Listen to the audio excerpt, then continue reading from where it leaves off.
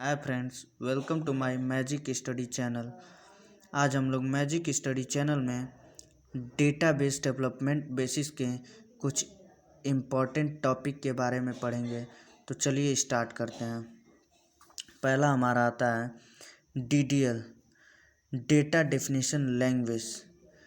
This statement are used to create and modify the data in database. Database जो होता है इसमें हम लोग कोई भी चीज़ क्रिएट करना चाहते हैं या फिर मॉडिफाई करना चाहते हैं। मतलब कह रहा है कि जो डेटाबेस होता है उसमें हम लोग कोई भी चीज़ क्रिएट करना चाहते हैं या फिर मॉडिफाई करना चाहते हैं तो हम DDL कमांड का यूज करते हैं। और DDL कमांड के 6 कमांड और होते हैं। पहला हमारा आता है create. This command we can use for create the table, index, functions, etc. in the database। मतलब कह रहा है कि जो डेटाबेस होता है तो डेटाबेस में हम चाहते हैं क्रिएट करना या फिर टेबल या इंडेक्स क्रिएट करना चाहते हैं या फिर फंक्शन उसमें क्रिएट करना चाहते हैं डेटाबेस में, तो हम क्रिएट का ऑप्शन कमांड यूज करते हैं। और हमारा दूसरा कमांड होता है drop. This command we can use for delete the object from the database.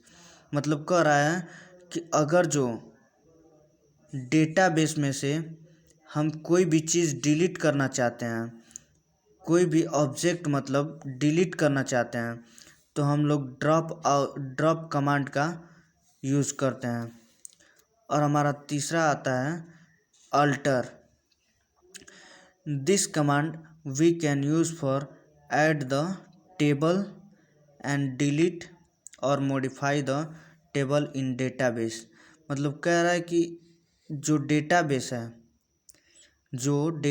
है इसमें हम कोई भी चीज़ ऐड करना चाहते हैं या फिर डिलीट करना चाहते हैं या फिर मॉडिफाई करना चाहते हैं डेटाबेस में, तो हम लोग अल्टर कमांड का यूज कर सकते हैं। और हमारा चौथे नंबर पर आता है truncate. This command we use for remove all the records from the table.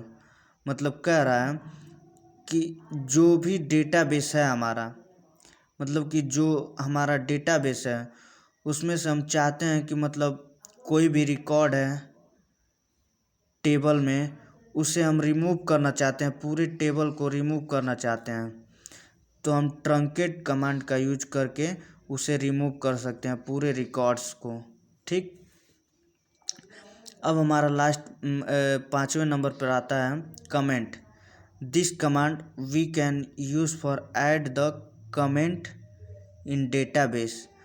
मतलब कि कह रहा है कि जो डेटाबेस है उसमें हम लोग कमेंट चाहते हैं कि कमेंट ऐड करें, तो उसमें हम कमेंट ऐड करके डेटाबेस में कमेंट कर सकते हैं, तो हम लोग कमेंट का यूज करते हैं। और हमारे लास्ट नंबर पे 6वें नंबर पे आता है rename. This command we can use for rename the object in database.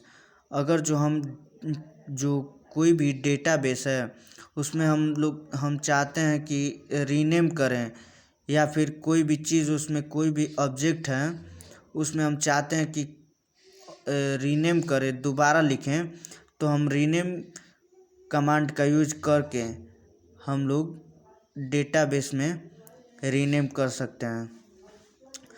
अब हमारा दूसरा टॉपिक बचता है DML। तो DML के लिए अगले वीडियो में हम बताएंगे। इतना के लिए धन्यवाद और हमारे चैनल को शेयर एंड सब्सक्राइब करना ना भूलें। Thanks for watching my video.